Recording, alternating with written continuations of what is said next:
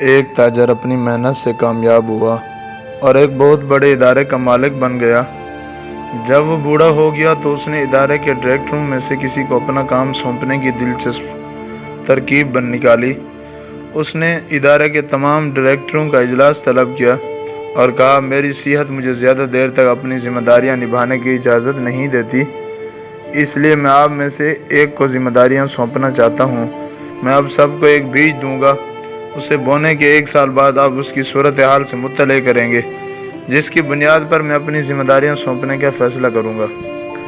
کچھ عرصہ بعد سب ڈائریکٹر اپنے بیج سے اگنے والے پودوں کی تعریفیں کرنے لگے، سوائے زید کے جو پریشان تھا۔ وہ خاموش رہتا اور اپنی خفت کو مٹانے کے لیے مزید محنت سے دفتر کا کام کرتا رہا۔ دراصل زید نے نیا گملہ خرید کر اس میں نئی مٹی ڈال کر بہترین کھاد ڈالی تھی، روزانہ پانی بھی دیتا رہتا، مگر اس کے بیج میں سے پودا نہ نکلا۔ 1 سال بعد ادارے کے سربراہ نے پھر سب ڈائریکٹرز کا اجلاس بلایا، کہا کہ سب وہ گملے لے کر آئیں جن میں انہوں نے بیج بویا تھا۔ سب خوبصورت پودوں والے گملوں کے ساتھ اجلاس میں پہنچے، مگر زید جس کا بیج اگا نہیں تھا وہ خالی ہاتھ اجلاس میں شامل ہوا۔ ادارے کے سربراہ سے دور والی کرسی پر بیٹھ گیا۔ اجلاس شروع ہوا تو سب نے اپنے بیج اور پودے کے ساتھ کی گئی محنت کا حال سنایا، اس امید سے کہ اسے ہی سربراہ بنایا جائے۔ سب کی تقاریر سننے کے بعد سربراہ نے کہا، ایک آدمی کم لگ رہا ہے۔ اس پر زید جو ایک اور ڈائریکٹر کے پیچھے چھپا بیٹھا تھا کھڑا ہو کر سر جھکائے بولا، جناب مجھ سے جو کچھ ہو سکا میں نے کیا، مگر میرے والا بیج نہیں ہوگا۔